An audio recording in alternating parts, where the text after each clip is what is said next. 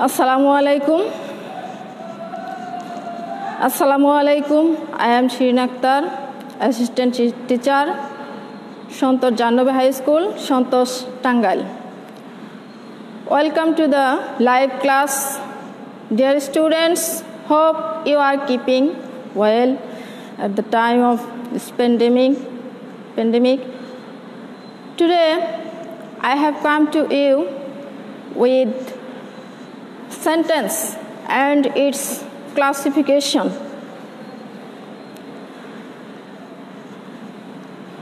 So, I think this class will be fruitful for you, especially for the students of class 6, 7 or 8. Another class can also be benefited.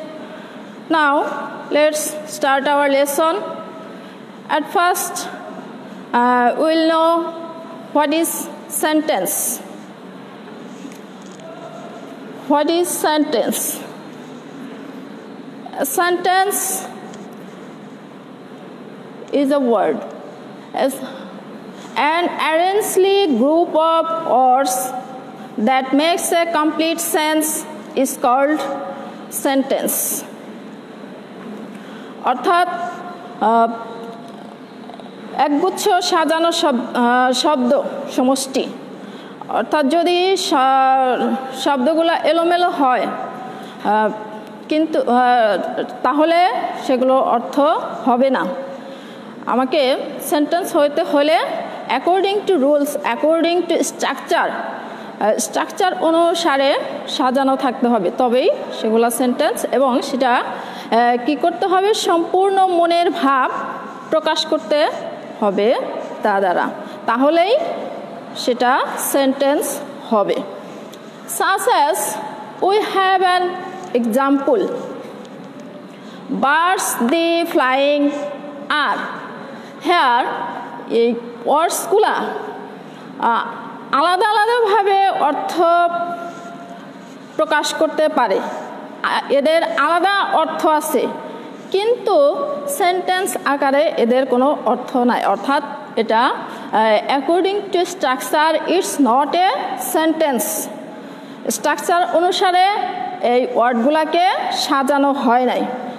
As it is an assertive sentence, we have to arrange the words according to their structure, such as we have to take, at first we have to take subject. Here subject is the birds, then verb are, the birds are flying.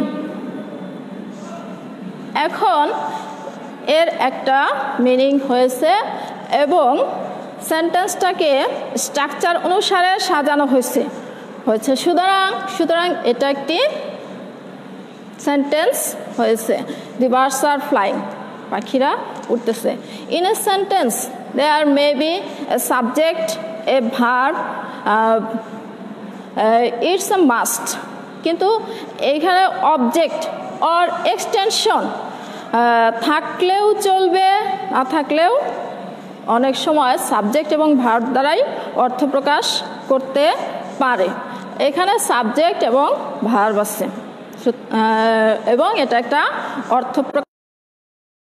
দ্বিতীয় সেন্টেন্সে like I to move to drink tea, এখানেও structure অনুসারে সেন্টেন্সটিকে সাজানো হয়নি। যদি আমরা structure অনুসারে সেন্টেন্সটিকে সাজাই তাহলে হবে subject I, then verb like, another non finite verb to, drink, I like to drink, then object tea. এখন স্ট্রাকচার অনুসারে এটা একটা সেন্টেন্স হয়েছে, I like to drink tea. Now let's know how to divide the sentence. Sentences are divided according to meaning and according to structure মানে এই দুই ভাবে সেন্টেন্সকে ভাগ করা যায় অর্থ অনুসারে এবং স্ট্রাকচার অনুসারে গঠন অনুসারে According to meaning, there are 5 kinds of sentence: assertive sentence, বিবৃতিমূলক বাক্য, interrogative sentence, প্রশ্নবোধক বাক্য, imperative sentence, অনুজ্ঞাবাচক বাক্য, optative sentence, ইচ্ছা অথবা প্রার্থনামূলক বাক্য, exclamatory sentence, বিস্ময়সূচক বাক্য. And according to structure, there are 3 kinds of sentence: simple, complex, and compound. Today, I will discuss with you the division of sentence according to meaning. According to meaning, we have already said that there are 5 kinds of sentence. The first one is assertive sentence. What is assertive sentence? The sentence by which something is described, that is called assertive sentence. অর্থাৎ যে sentence দ্বারা কোনো কিছু বর্ণনা বা বিবৃতি করা বোঝায় তাকে বলা হয় assertive sentence. যেমন for example, he is reading. Here it is an assertive sentence. The boy play football. It is also an assertive sentence. Assertive sentence প্রথমে কি থাকতে হবে? প্রথমে assertive sentence স্ট্রাকচার অনুসারে প্রথমে হবে সাবজেক্ট, তারপরে ভার্ব, তারপরে এক্সটেনশন অথবা অবজেক্ট. প্রথমে সাবজেক্টের পরে ভার্ব, শুধু অক্সিলারি ভার্বও থাকতে পারে, শুধু মূল ভার্বও থাকতে পারে, অথবা শুধু অক্সিলারি ভার্ব অথবা অক্সিলারি ভার্ব এবং মূল ভার্ব দুটোই থাকতে পারে. Such as he is reading a book. Here is auxiliary verb and এটা মূল ভার্ব দুটোরই কাজ করেছে. The boy plays football, এখানে সাবজেক্ট, মূল ভার্ব এখানে শুধু আছে, অক্সিলারি ভার্ব নেই. প্লে আর এক্সটেনশন ফুটবল. আবার এখানে he has written a letter. এখানে অক্সিলারি ভার্ব এবং মূল ভার্ব দুটোই আছে এবং এক্সটেনশন হচ্ছে এ লেটার. এই অ্যাসার্টিভ সেন্টেন্স আবার দুরকম হতে পারে. অ্যাসার্টিভ সেন্টেন্স দুরকম হয়, তো হচ্ছে affirmative sentence and negative sentence. Affirmative sentence যেটা দ্বারা কোনো কিছু স্বীকার করা হয়, স্বীকার করা বোঝায়, সেটা হচ্ছে অ্যাফার্মেটিভ সেন্টেন্স. অ্যাসার্টিভ সেন্টেন্স যে দুই প্রকার, এটা হচ্ছে অ্যাফার্মেটিভ এবং নেগেটিভ সেন্টেন্স. অ্যাফার্মেটিভ কি? যেটা দ্বারা কোনো কিছু স্বীকার করা বোঝায়, সেটা হচ্ছে affirmative sentence. Such as we have an example, he has written a letter. This is also an affirmative sentence. I am a student. I am a student. It is an affirmative sentence. এটা দ্বারা স্বীকার করা হয়েছে. Then negative sentence. What is negative sentence? This sentence by which something is denied, that is negative sentence. অর্থাৎ যেটা দ্বারা কোনো কিছু অস্বীকার করা বোঝায়, সেটা হচ্ছে নেগেটিভ সেন্টেন্স. যেমন he has not a pen. তার কলম নাই.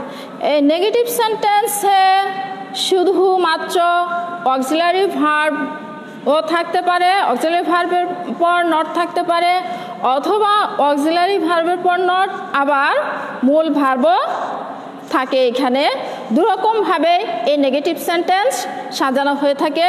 যেমন he has not a pen, auxiliary verb negative and object, he auxiliary verb negative and মূল verb and object.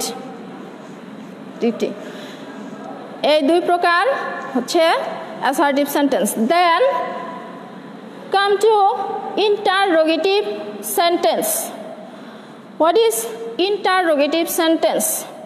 This sentence by which something is asked or inquired is called interrogative sentence. অর্থাৎ যে sentence দ্বারা কোনো প্রশ্ন জিজ্ঞেস করা বোঝায়, কোন প্রশ্ন করা বোঝায় অথবা কোনো কিছু জিজ্ঞেস করা বোঝায়, তাকে বলা হয় ইন্টারোগেটিভ সেন্টেন্স। এখন অ্যাসার্টিভ সেন্টেন্সে যেমন আমাদের ছিল প্রথমে সাবজেক্ট তারপরে ভার্ব, কিন্তু এই ইন্টারোগেটিভ সেন্টেন্সে হচ্ছে আমাদের স্ট্রাকচারটা হবে প্রথমে থাকবে হচ্ছে ভার্ব এবং সেটা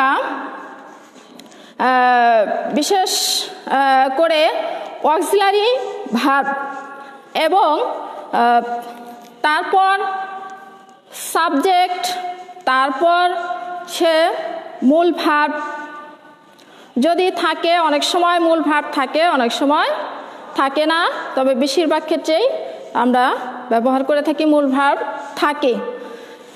যেমন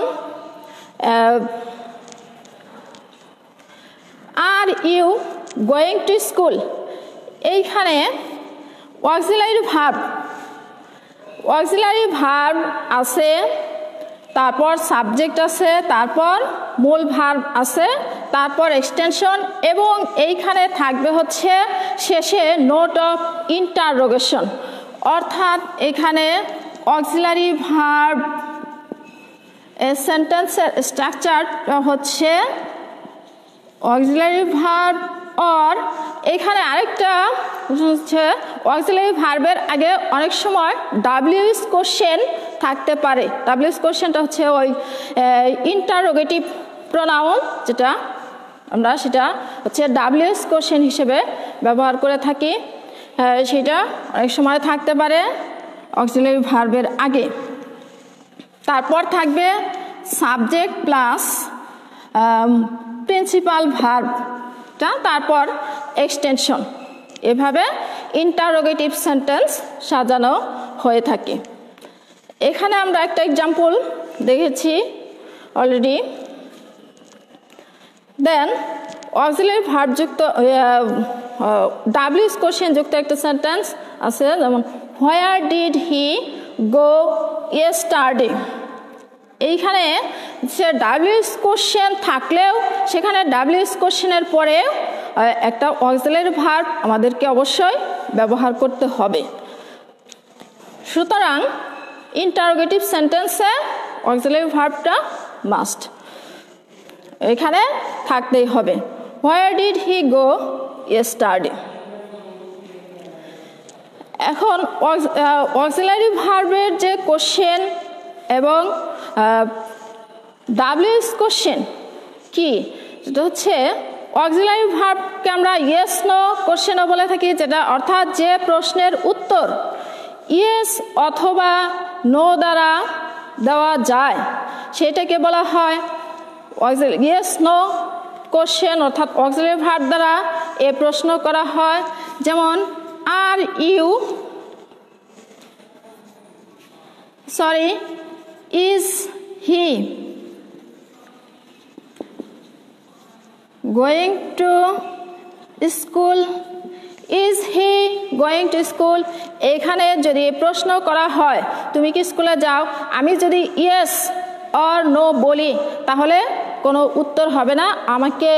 হ্যাঁ, এখানে ইয়েস অর নো বললে এখানে উত্তরটা হবে যে ইয়েস আমি স্কুলে যাই, অথবা নো স্কুলে না গেলে নো আমি স্কুলে যাই না। তাহলে পুরা সেন্টেন্স এখানে আমাকে না বললেও এখানে চলতেছে। কিন্তু ডাব্লিউএস কোশ্চেন যেটা সেখানে আমার ইয়েস অথবা নো বলে এর উত্তর দেওয়া যাবে না। আমি যদি শুধু ইয়েস অথবা নো বলি এর উত্তর হবে না। যেমন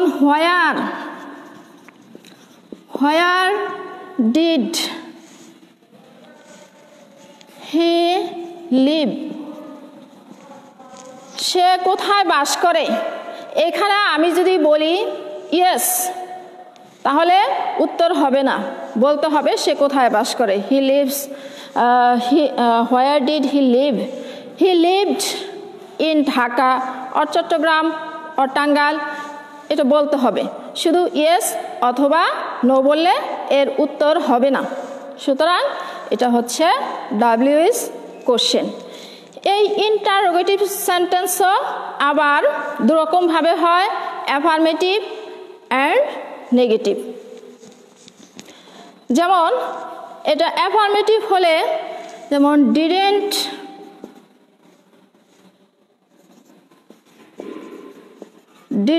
হি go to school yesterday, didn't he go to school yesterday, এটা হচ্ছে নেগেটিভ। আমরা এটাকে নেগেটিভ ইন্টারোগেটিভ সেন্টেন্সও বলে থাকি। আবার এটা যদি অ্যাফার্মেটিভ হয়, যেমন is he going to school, where did he live, এগুলাই হচ্ছে affirmative example. Then we have another kinds of sentence, that is imperative sentence. This sentence which express order, request, advice, forbid or command is called imperative sentence. Let's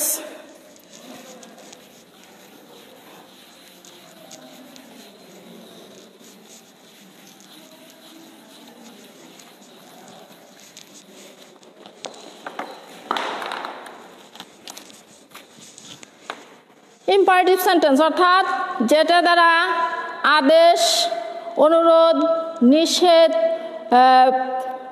উপদেশ অথবা command এগুলা বোঝানো হয়, সেগুলো হচ্ছে imperative sentence.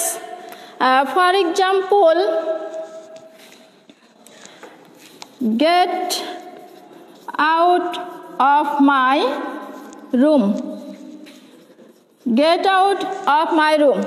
Here it expresses order.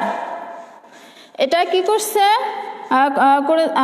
Order প্রকাশ করেছে, অর্থাৎ এটা দ্বারা আদেশ করা, এই সেন্টেন্স দ্বারা আদেশ দেওয়া হয়েছে। সুতরাং এটা একটা imperative sentence. We have another example of imperative sentence. Please help me. এটা দ্বারা বোঝানো হয়েছে রিকোয়েস্ট, অর্থাৎ এটা দ্বারা অনুরোধ বোঝানো হয়েছে। এই সেন্টেন্স দ্বারা রিকোয়েস্ট করা হয়েছে। দেন we have another sentence such as read more, and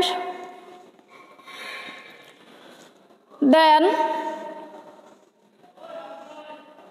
we have this imperative sentence also two kinds, that is negative and affirmative.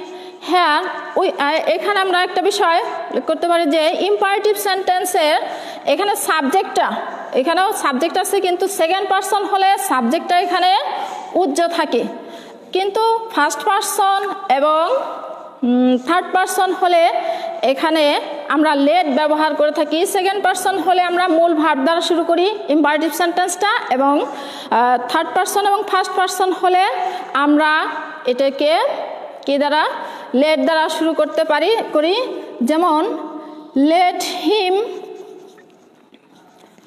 do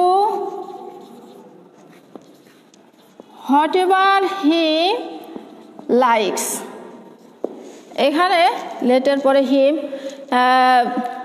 ঠিক এভাবে let's go out for a walk then come to optative sentence this sentence which express wish or pray that is optative sentence such as may